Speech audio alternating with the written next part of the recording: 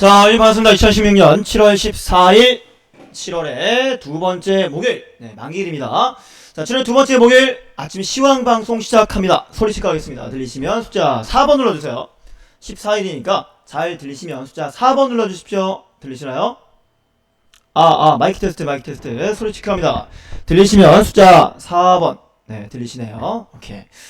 자, 벌써 목요일입니다. 이 참 시간이요 왜 이렇게 빠른지 모르겠어요. 아직 마흔도 안 먹었는데 그런 말 있죠. 그 나이만큼 속도가 시간이 빨리 간다. 10대는 10km, 20대는 20km, 뭐 50대는 50km 이런 식으로 얘기 나왔는데 지금 뭐 시간 지나가는 거 보게 되면 저는 한 60대 되는 것 같아요. 60km 이상의 속도로 가는 것 같습니다. 월요일 아침에 시황 방송 시작한 지 얼마 안 됐는데 벌써 목요일, 내일은 금요일, 이번 주 이제 후반이 아니라 마무리 단계에 접어듭니다. 그쵸?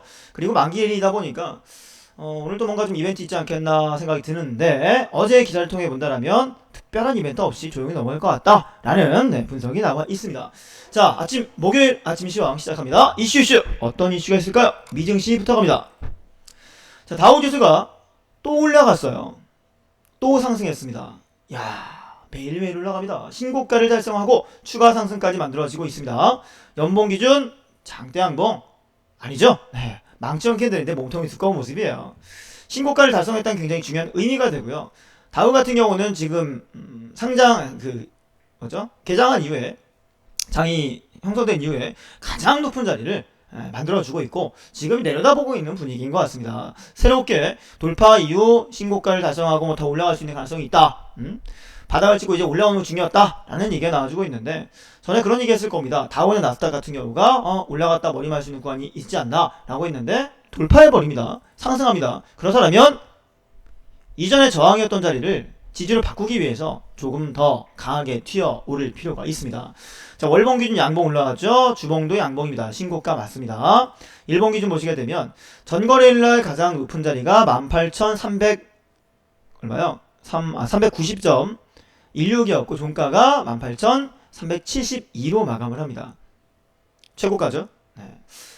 이전에 18,000포인트 영역이 그 저항이었다라면 이제는 18,000 돌파하고 18,000 초반 이상 중반량이 달려가고 있는 모습입니다.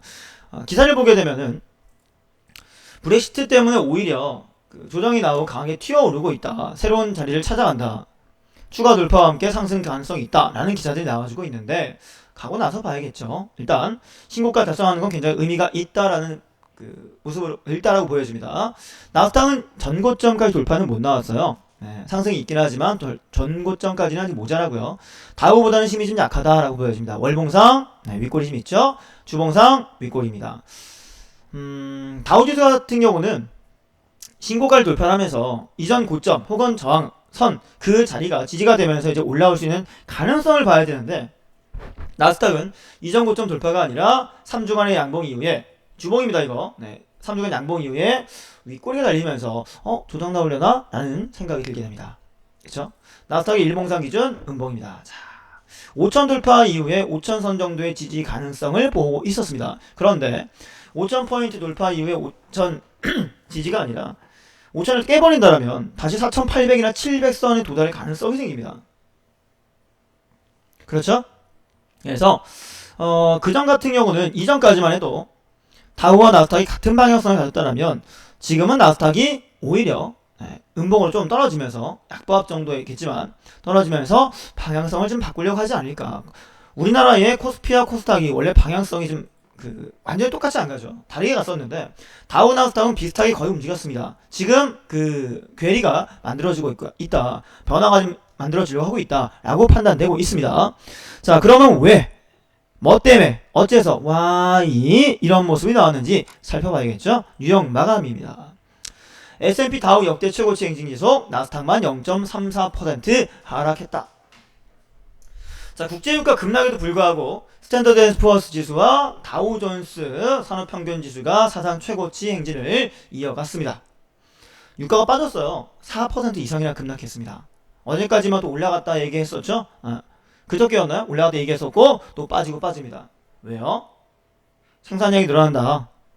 공급이 많다. 라고 하게 되면 떨어질 수밖에 없다라고 했었습니다. 기억나실 겁니다. 자, S&P 500 지수와 다우존스 산업 지수가 사상 최고치 행진을 이어가는 가운데 나스닥만 좀 떨어졌어요. 심리적 저항선인 5,000을 지켰습니다. 그래도 5,000 맥점이라고 했죠? 돌파는 했습니다. 그쵸? 전거래일 날 지수가 3대 지수, 미증시의 3대 지수인 다우, 나스닥, S&P 500 중에서 다우만 슬쩍 내려왔고요. 그 이유가 뭐냐라는 걸 봅니다. 자, 이날 뉴욕 증시는 차익 실현 매물과 국제 유가 급락 영향으로 보합권에서 등락을 거듭했다라고 되어 있습니다. 그쵸? 네, 거듭했다라고 되어 있는데, S&P 500 지수가 이제 약보합에서 막판에 반등이 좀 있었어요. 업종별로 유틸리티와 통신업종이 올랐죠? 에너지는 떨어졌어요. 왜요? 유가 떨어지니까 당연한 거죠. 미국의 경제가 완만한 성장을 지속한다. 소비 둔화 조짐도 관찰되고 있고 하반기 전망은 먹구름이다. 하반기 전망 뭐라고요? 먹구름이라고요. 먹구름이라고요. 미국 경제가 브렉시트에도 불구하고 완만한 성장을 이루고 있다는 진단이 나왔는데 미국 소비자들의 씀씀이가 줄어들 조짐을 보이고 있고 물가 반등 조짐은 미미하다. 라고 나왔습니다. 그리고 일부 지역에서는 브렉시트 악영향이 다시 나오지 않을까? 라는 얘기 나옵니다. 그쵸? 금리 인상 같은 경우는 올해 한 번 정도만 할 것 같다는 얘기 나와줘서 오히려 지금 집가 올라가고 상승이 나오는 모습이 있었는데입니다. 하반기가 돼가면서 좀 이제 어려울 수 있겠다는 그 연구가 좀 나오고 있는 것 같아요. 보고가 나오고 있는 것 같습니다. 원래 그런 게 있어요. 잘 갈 때 하락을 대비해야 되고 많이 빠졌을 때 반등이 나올 수 있을 것이다. 이거 반대 생각을 해봐야 되는데 그런 얘기가 나오고 있는 것 같아요. 그쵸? 자, 국제유가가 왜 빠졌느냐? 자, IEA 공급 과잉 경고의 급락이 나왔습니다. WTI 기준 4.4% 급락이죠. 제가 시황을 할 때마다 뉴욕 마감을 볼 때마다 유가를 거의 봅니다. 거의 매일 봅니다. 그때마다 했던 얘기 뭐냐면 유가가 왜 오르고 빠지느냐? 공급권 때문이다. 누가 공급량이 많으냐 적으냐 이런 것들이 문제가 될 수 있다라고 했었는데 그 얘기를 그것 때문에 본다라면 지금 공급 과잉 경고다. 그러니까 유가는 떨어질 수밖에 없다라고 되는 거예요. 기대에 못 미친 미국의 원유 재고 감소 영향으로 급락을 했습니다. 자, WTI 기준은 배럴당 2.05달러 하락이 나오면서 44달러였고요. 전날은 4.6% 급등했어요. 4%대 오르고 4%대 빠지고 올랐다 내렸다 난립니다. 그런데 우리가 이제 주식 매매하시는 분들의 경우는 비율을 아실 거예요. 똑같은 비율로 올라가거나 빠지면요. 빠지는 게 더 영향이 큽니다. 왜요? 뭐 때문일까요? 100 기준에서 4% 빠집니다. 얼마요? 96입니다. 맞죠? 네. 4% 올라가요? 103입니다. 똑같죠? 그죠? 똑같아요. 근데 동일한 기준이기 때문에 나와주는 거고 올라갔을 때 내려왔을 때 가격 기준이 달라요. 어제는 올랐어요. 올라서 104.6이라고 칩시다. 104.6에서 만약 4.6이 빠진다. 어떻게 될까요? 자, 104.6이 됐어요. 여기서 4.6% 빠진다라면 100일까요? 아닙니다. 왜 아니에요? 1046을 해볼게요. 1046에서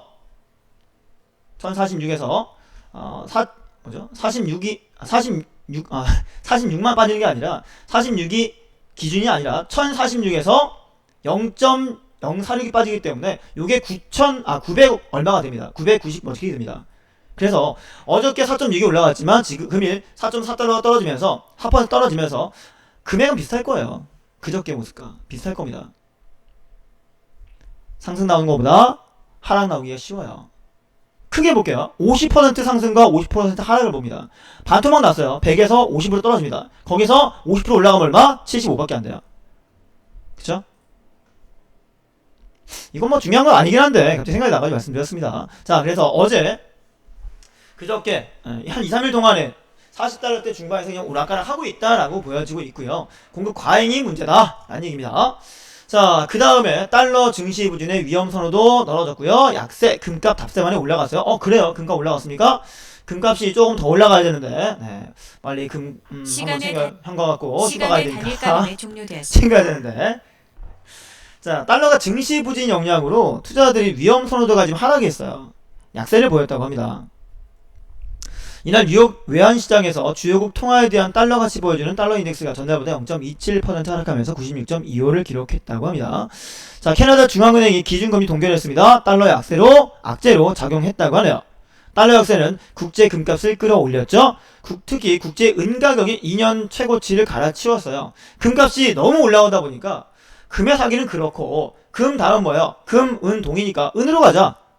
금은 이미 뭐 여기까지 올라갔으니까 투자하기 그러니까 이제 은으로 가는 게 어떨까? 라고 해서 은이 또 이제 2년 최고치를 갈아치웠다는 얘기 나왔습니다. 3대 안전자산이 뭐가 있습니까? 지폐 가치 중에서는 달러나 에라가 있겠죠. 그리고 또 뭐가 있습니까? 기름 있잖아요. 네. 또 뭐가 있어요? 금입니다. 자, 그러면 달러 떨어졌고 기름값 떨어졌으면 뭐가 올라가야 돼요? 금값이 하나라도 살아나야죠. 그래서 금값이 좀 올라왔다라는 얘기가 나와줍니다. 달러 약세 때문에 올라왔다는 얘기 나와줬고요. 은 가격도 올라갔다고 합니다. 2년 내 최고치라고 하네요. 백금과 팔라듐이 올라서 팔라듐이 많이 올라갔네요. 팔라듐이 2.4%까지 올라갑니다.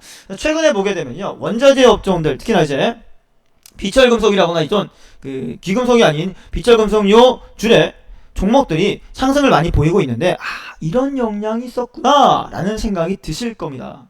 네, 드실 겁니다. 유럽 증시 차익 실현과 유가 급락의 닷새 만의 하락 반전. 유럽 증시가 차익 실현 매물과 함께 국제 유가 급락 영향으로 닷새 만의 하락을 했습니다. 이날 유럽 증시 법률학 지수인 스톡스 600 지수가 전날보다 0.13% 하락했고요. 영국 FTSE 지수는 0.15%, 닥스 지수는 0.33%, 껴크 지수는 강보합 0.09% 상승인 4,335.26으로 마감을 했습니다.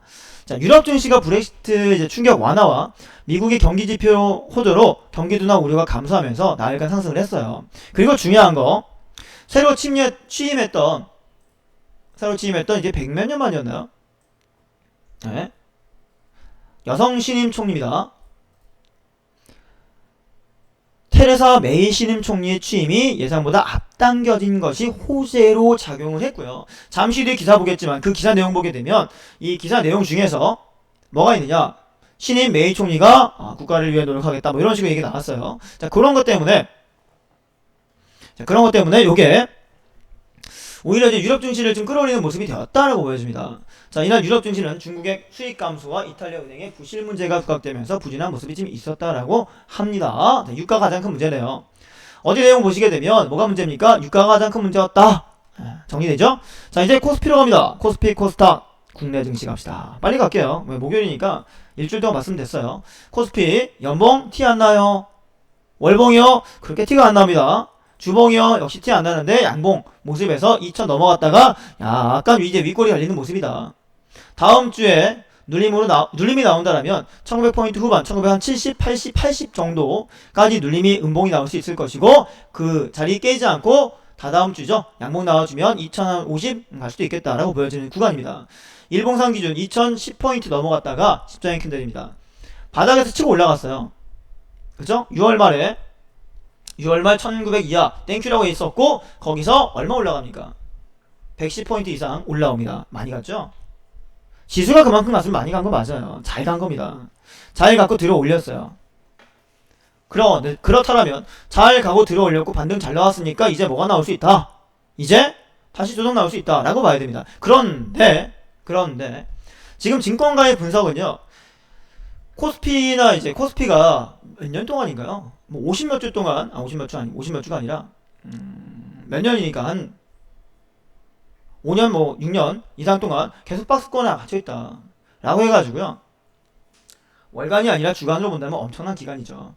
이번 돌파 나올 수 있을 것이다 라는 기대까지 있습니다. 그 내용은 잠시 뒤에 보시면 되고요. 일단은 이번 주 그리고 7월달 상승이 잘 나왔고 저항이 될 수 있는 가능성이 많이 접어들었다라고 보여집니다. 외국인들의 수급이 아니었다면 올라가지 못했겠죠. 외국인이 매도 나온다면 당연히 빠질 수 있는 자리입니다. 코스닥 양봉입니다. 월봉 양봉이고요. 주봉 양봉입니다. 700을 넘어섰습니다. 전일 종가 702포인트예요. 그런데 말입니다. 올라가긴 했는데 700포인트 초반선 705, 7 이런 자리 10포인트 미만 정도에서 저항이 될 수 있는 가능성이 높아지고 있어요. 지금 보이시죠? 저항이 될 수 있는 가능성이 매우 높은 구간으로 보여집니다. 일본 코스닥도 마찬가지, 코스피도 마찬가지. 외인들의 수급으로 어제 같은 경우도 외국인의 매수가 들어왔습니다. 강하게 매수 들어오고 수급이 받쳐주니까 그나마 올라왔는데 됩니다.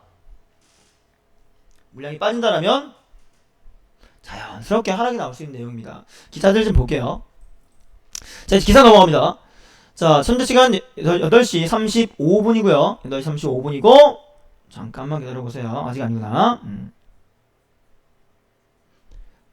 8시 57분 정도까지 아침 시황을 할 예정입니다. 지금으로부터 약 22분 정도 남아 있고요. 그리고 기사는 12개 남아 있습니다. 한 기사당 2분 미만 정도 하면 되겠죠. 자, 국제금값 하락세입니다. 브렉시트 충격 완화 영역이다. 글로벌 시장에서 브렉시트 충격이 완화가 되면서 국제금값이 하락으로 돌아섰습니다. 시장이 안정되면 안전사는 꼽히는 금 투자에 자금이 빠져나가고 있다. 그래서 이제 금보다는 은이 많이 갔다라는 얘기 나오죠. 은은 지금 2년 내 최고가를 돌파했다라는 얘기 나와주고 있는데 그때 은을 사는 분은 없을 것 같긴 해요. 그죠? 예. 그러니까 제가 지난주 얘기했잖아요. 지난주. 아, 금을 지금 팔아야 되는데 그 장모님이 안 가져오셔가지고 처갓집에 금을 맡겼었는데 좀 갖고 오시라고 했는데 2주 동안 안 갖고 오셔가지고 이번 주 제가 세려 가려고 합니다. 한 팔아볼만하다. 2년 내 3년 내 최고가 찍었다라면 팔아볼만 다 파는 게 아니라 일부라도. 그러니까 우리가 이제 보이선 대응이라고 하잖아요. 보이선 대응이라고 리딩할 때도 그런 얘기 합니다. 수익이 나오고 뭐 3, 4% 이상 수익이 나오거나 하면은 일부 한 반 정도를 팔거나 3분의 1 팔고 나머지 물량에 대해서 추가 상승 노린다. 금도 마찬가지라고 보시면 돼요. 그런 식으로 대응할 수 있다고 했었는데요. 뭐 또 올라가면 되죠 뭐. 그죠? 또 한번 충격 있거나 하면 또 올라갈 수 있는 자리니까 팔 수 있게끔 금을 잘 이제 보강해 두시면 될 것 같습니다. 자, 금 선물 가격 빠지긴 했지만 여전히 높은 구간은 맞아요. 그리고 폭락은 아닙니다. 그쵸? 금값이 한국 시장에서도 하락세를 보이고 있다고 하죠. 13일 KRX 금시장에서 1g 가격은 1.4% 떨어진 49,210원에 마감했습니다. 원래 이게 5만원 넘었잖아요. 5만원 넘었다가 지금 8,000원까지 빠졌네. 8,000원 뭐 가까이 빠졌으면 꽤 많이 빠진 겁니다. 5거래 연속 하락세를 보였다. 네. 그렇다고 딱 시장가 매도하지 마시고 시장 매도하지 마시고요. 30만원까지 갈 것 같아요? 30만원까지 갈 것 같으면 그냥 홀딩하면 되는데 됩니다. 언제 갈까요? 그게 또 중요하죠. 100년 뒤에 30만원 가면 소용없잖아요. 우리 살아있을 때 써먹어야지. 그죠? 자, 해외 채권형 펀드 4,200억이 몰렸대요. 주식형은 시들하다. 자, 이번 주에 제가요 얘기했던 것들이 뭐냐면 채권에 돈이 몰리고 있고 사람들의 관심이 이동하고 있다는 얘기 했을 겁니다. 기억나시죠? 그래서 해외 채권형 펀드 쪽으로 자금이 굉장히 많이 몰리고 있다고 합니다. 주식형 2,888억원이 유치가 됐고요. 연초 이후 수익률도 힙이 악걸린다. 채권형은 5.63, 주식형 6.4% 마이너스이기 때문에 금리 인상 때는 채권형 하락 가능성이 있다라고 되어 있는데 지금 금리가 거의 마이너스를 향해 갑니다. 잠시 뒤에 기사 보시겠지만 독일에는요 채권을 마이너스로 팔았대요. 뭐야? 금리가 이상해서 그런가? 엉망진창이에요 지금. 그죠? 자, 그래서 그나마 좀 금리가 적더라도 이자율 같은 게 적더라도 채권이 그나마 안정성 있기 때문에 그쪽으로 몰린다라는 얘기 나와줍니다. 수익률이 좀 좋다라고 하니까 우르르 몰립니다. 또 우르르 몰립니다. 근데 이런 생각 하셔야 돼요. 어떤 생각을 해야 되느냐? 지금 현재 채권형 이자가 수익률이 높죠? 맞죠? 주식형은 이자율 낮아요. 수익률이 작아요. 적은데 그 전에 샀던 거, 투자했던 거 이런 거 대비 올라온 거지. 그러니까 이만큼 상승했다는 얘기예요. 상승한 거지. 지금에서 또 이만큼 올라간다 확실히 볼 수 있는 건 아니라는 겁니다. 반면에 주식형이라거나 이제 지수가 떨어졌어요. 떨어지면서 그 전에 투자했던 사람들은 마이너스예요. 그러니까 상따했던 사람이 있다. 상따했는데 지금 한 5% 7% 빠졌다 라고 본다면 여기서 지지받고 반등이 살짝만 나와주면 한 절반만 튀어주면은 수익이 날 수 있다 라고 봐야 돼요. 참고하셔야 됩니다. 금리 인상 땐 채권형이 하락 가능성이 있다는 얘기 나와주고 있습니다. 펀드 평가사 FN 가이드에 대한 FN 가이드의 평가에 따르면요 올 들어 12일까지 해외 채권형 펀드의 순유입 자금이 4,200억이랍니다. 해외 채권의 펀드 전체 설정이 5조 3,896억 원인데요. 7.8%가 유입이 됐다는 겁니다. 유형별 펀드 유입액과 수익률 나와줍니다. 해외 채권형 펀드가 5.63에 1.09 나와 있고요. 주식형은 6.45 마이너스에 0.30 마이너스. 국내 채권형 펀드가 1.97, 국내 주식형 펀드가 1.51 플러스 마이너스 나와줍니다. 채권 쪽이 많이 몰렸다. 그리고 이제 수익률이 좀 낮다, 괜찮다라는 얘기 나와줍니다. 미국의 금리 인상이 이제 지연이요 호재가 됐던 겁니다.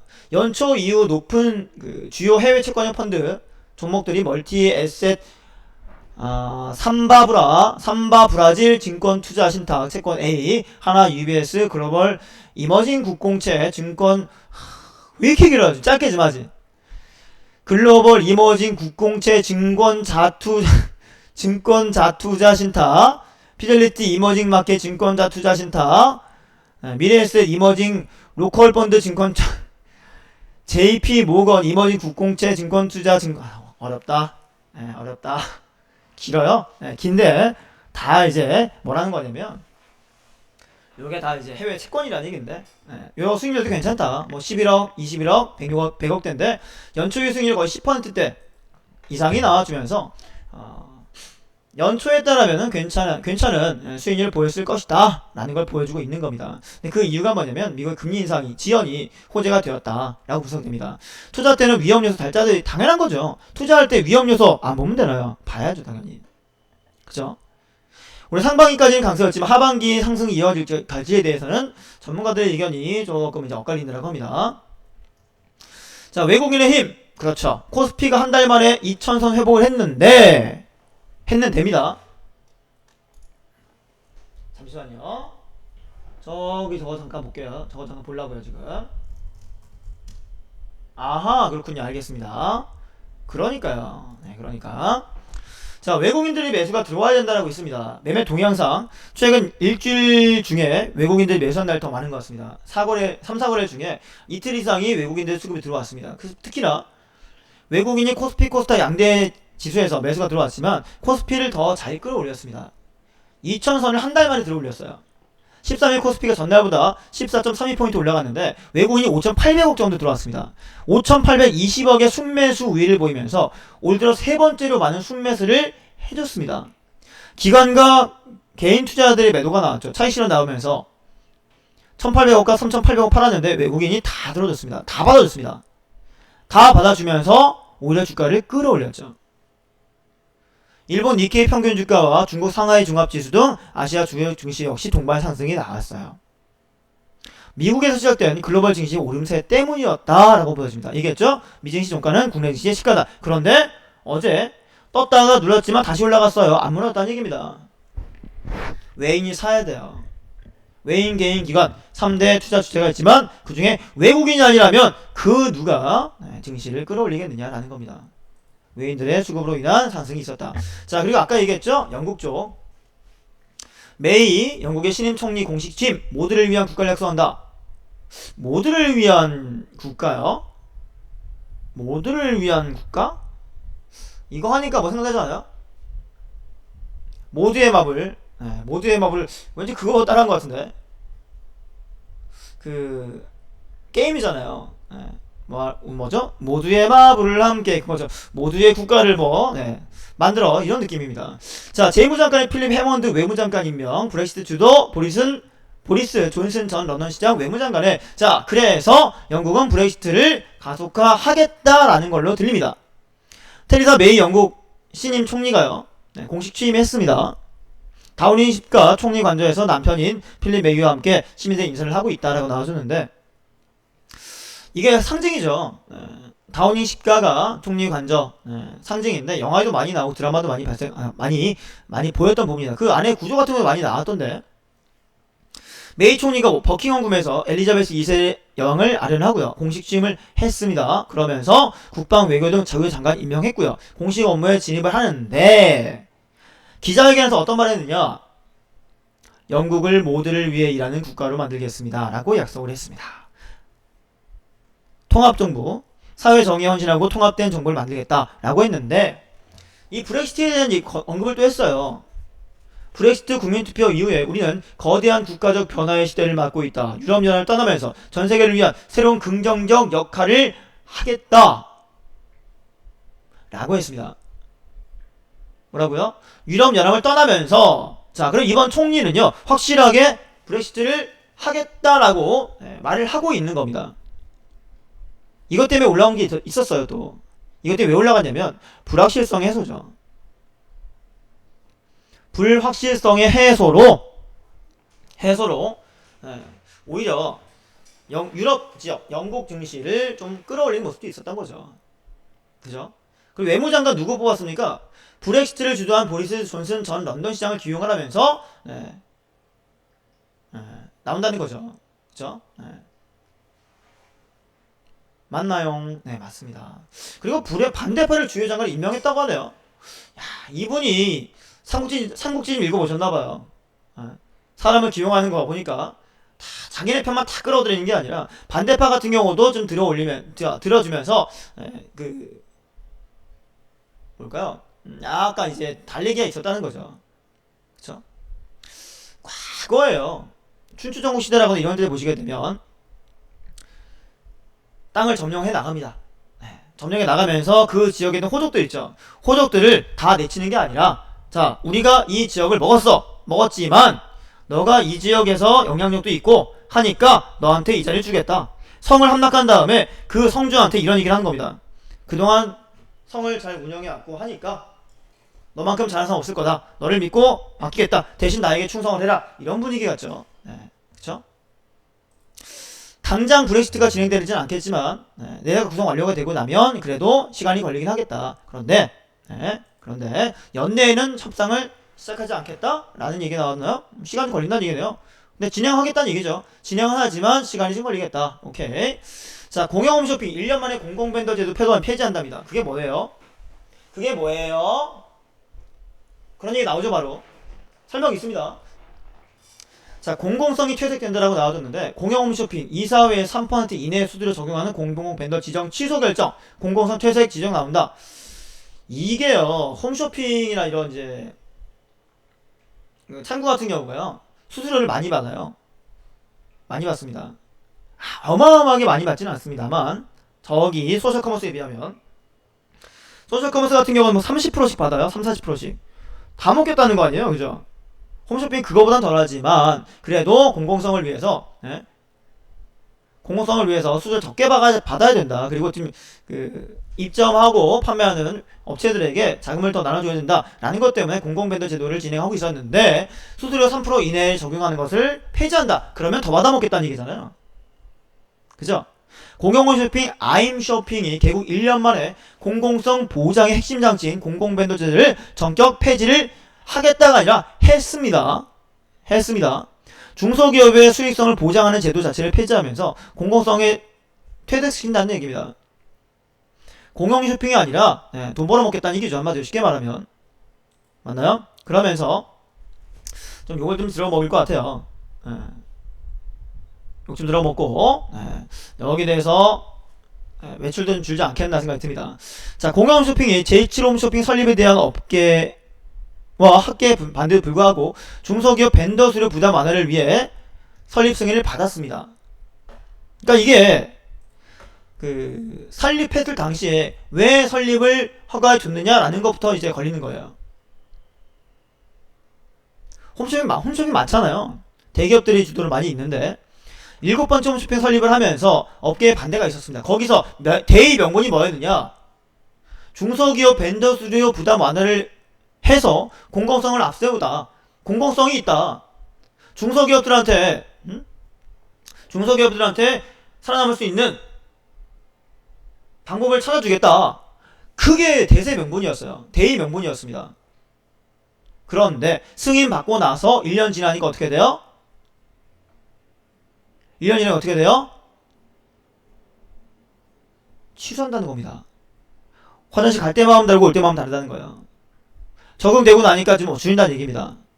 업계 최저 수수료가 23%예요. 엄청난 거예요. 벤더 수수료가 3%였는데 이걸 올리겠다는 얘기잖아요. 쉽게 말하면. 그쵸? 근데 그럴 수밖에 없는 게 뭐냐? 국가에서 100% 진행되는 게 아닙니다. 주요 주주가 어디예요? 농협경제지주, 농협식품 포함해서 순환협동조합 중앙회, 한국중소유통종합동조합, 조합, 협회, 진흥원, 협회, 기능사업단, 협회, 센터, 협동조합, 협회 등등. 협회도 벌어먹고 살아야 된다 이 얘기죠. 그냥 1년 정도 동안은 참아줬었는데 이제는 안 되겠다. 안 되겠다. 뭐 끝나기 힘드니까 1년 동안 참았으면 됐다. 이제는 올리자라는 얘기입니다. 벤더 수 3% 미만이었는데 일반 벤더가요 8에서 12%입니다. 4분의 1 정도? 아니요. 23%가 아니라요. 23%는 이제 기본이고 거기에 이제 벤더 수가 3%예요. 3%입니다. 개인 홈쇼핑 33이에요. 10% 적게 받은 거죠. 요거 보세요. 3% 이내였는데 평균적으로 8에서 12%입니다. 거의 4분의 1 정도. 반에서 4분의 1 정도까지 내려왔다는 얘기예요. 싸게 했다는 얘기입니다. 근데 이거를 좀 폐지하자, 없애자 라고 해서 좀 더 받아먹겠다라는 얘기 나옵니다. 참 이게 그래요. 갈 때 마음 다르고 올 때 마음 다르더라고.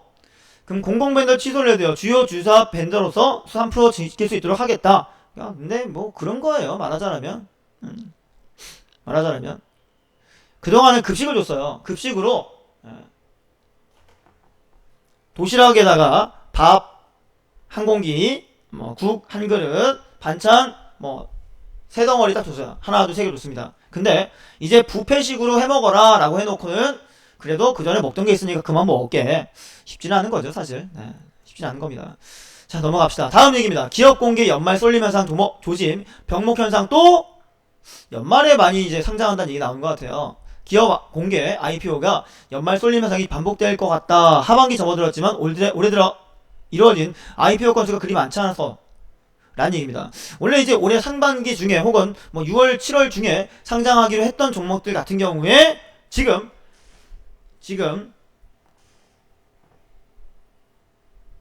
상장 안 한 종목들이 몇 개 있어요. 하려고 했는데 아직 안 한 기업들이 몇 개가 있습니다. 미루고 뒤로 빠지고 해서 또 올해 안에 하기로 했으니까 올 연말제 하반기 4분기 넘어가지고 쫙 하겠다 이런 식이 되는 거죠. 연초 이후에 13일까지 유가증권과 코스피 상장 된 기업은요 28개예요. 지난해 같은 기간은 39개였습니다. 덜 나왔습니다. 왜요? 이러면 브렉시트 때문에 분위기가 안 좋으니까 지금 하면은 안 되겠다 싶어가지고 뒤로 밀고 있다는 얘기죠. 쉽게 말하면. 그죠? 미루고 있다 라고 해서 나와준 거고요. 올해 IPO 예상 기업은요 총 175개사가 됩니다. 코스피 25, 코스닥 150개 정도인데 상반기 기간 동안 신규 상장 규모는 예상치의 15%입니다. 나머지 물량들이 하반기에 막 터질 수 있다 라는 얘기입니다. 그러니까 올해 초에 한국거래소가 연말 집중되는 IPO를 막기 위해서 투자은행 업계와 논의의 상장식이 분산하기 때문에 입장 내놨지만 쉽지 않아요. 자기네들 못하겠다고 한다라면 막을 수가 없습니다. 못하겠어요. 지금 힘들어요. 한 달만 밀어주세요. 할 수밖에 없습니다. 그래서 이제 이번 2016년 같은 경우도 연말 정도에 많이 나올 수 있다. 그러니까 얘기했죠. 자, 보지 않고 압니다. 올해 브렉시트가 돌발 변수가 되었다. 얘 때문에 좀 미뤘다는 얘기예요. 상장 준비 6개월 이상 소요되는데 문제는 브렉시트 때문에 충격이 있었으니까 뒤로 좀 밀어보겠다. 요거 한 번 충격이 지나고 나면은 해야겠다 라는 얘기 나왔다는 겁니다. 그죠? 최근 12년간 12월에 IPO 집중 현상이 있었다고 합니다. 좀 강하죠. 2015년과 16년도 보세요. 예상되는 모습들 연말에 엄청납니다. 6월 7월 정도에 좀 있고 또 줄었다가 연말로 딱 가고 있는 분위기입니다. 자, 근데 문제가 있어요. 뭐냐? 한꺼번에 비슷한 시기에 이제 물량들이 종목들이 상장을 많이 하면 잠깐만요.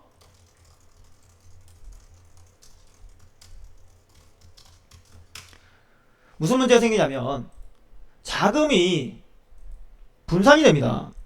자금 분산이 돼요.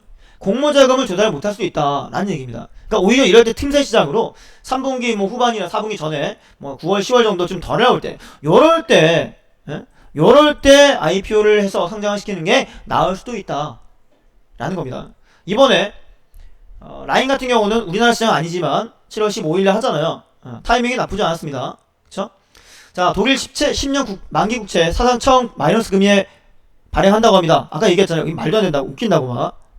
마이너스 금리에 발행한다고 합니다. 불확실성 때문에 국채가 인기를 끌고 있는데 그래서 그런가요? 이제는 마이너스입니다. 45억 달러치 평균금리 0.05 마이너스 쿠폰금리 0%에 발행한다고 합니다. 그러면 이거 왜 해요? 왜 해요? 어? 만기까지 갖고 있으면 마이너스인데 왜 해요? 뭐 때문일까요? 국채에 관심이 많기 때문에 사람들이 그 이전에 미리 산다는 얘기예요. 미리 사가지고 그 뭘까요? 채권 가격이 상승했을 때 수익을 볼 수 있다는 얘기입니다. 국채의 발행이 낮아진 것은 국채 사는 수요 많다는 것을 시사하고 있다. 그러니까 지금 발행하고 10년물이니까 10년 안에 이게 약간 그 폭탄 돌리기 같은 느낌입니다. 폭탄 돌리기. 회사가 적자이고 관리 종목이고 매출 안 나와도 주가 급등하는 것과 마찬가지 영향이라고 보시면 돼요. 인기가 많으니까. 아무것도 없는 회사야. 아무것도 없어요, 진짜. 실적도 없고 개뿔도 없는데 주가가 막 급등하는 종목 있죠. 점상하는 종목들. 이런 느낌이라고 보시면 돼요. 많이 몰리니까 뭔가 있나 보다 싶어가지고 올라온다. 국채를 마이너스까지 던지고 있다는 얘기입니다. 헤지펀드 최고 파트너 NH투자증권 업계 최고 PSB 잔고 2조 원 돌파했다고 합니다. 점유율이 38%까지 올라갔다고 해요. 와, 엄청나네요. 대박. 합병 많이 하니까 터지는 것 같아요. 자, 포켓몬고 열풍의 국내 게임주도 보고 많이 얘기했죠. 어제 하루 종일 들었을 겁니다. 안 봐도 되겠죠? 게임주, AR, VR 관련 종목들이 많이 갔다라는 겁니다.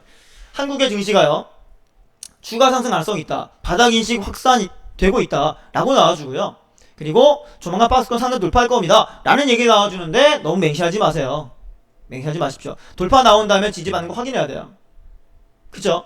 자, 그리고 어제 그저께 중국 기업들 조심하라 그랬는데 금감을 해서 뭐 중국 원양자원의 허위 공시 조사 착수한다고 합니다. 그러니까요. 얘기했죠? 조심하라고. 중국 기업들 조심하라고요. 베트남에 투자가 몰린다고 합니다. 투자기가 많은 전략이 필요하다. 당연한 얘기입니다. 당연한 얘기입니다. 사람들이 몰린다고 해서 따라가는 게 아니라 몰려가고 있으면 왜 그럴까? 지금 여기가 단기 고점이 아닐까라는 생각을 해야 된다. 분석이 필요하다는 얘기입니다. 무리한 매매하지 마시고 지금 박스권 상단으로 돌파 가능성 나온다 하더라도 막 찍지 마세요. 현금 보유량 갖고 계셔야 됩니다. 자, 시간이 벌써 57분. 마감 시간이구나. 자, 오늘 목요일입니다. 내일은 금요일입니다. 이제 후반기 지나고 이제 말입니다. 이번 주 마무리됩니다. 오늘 만기이죠.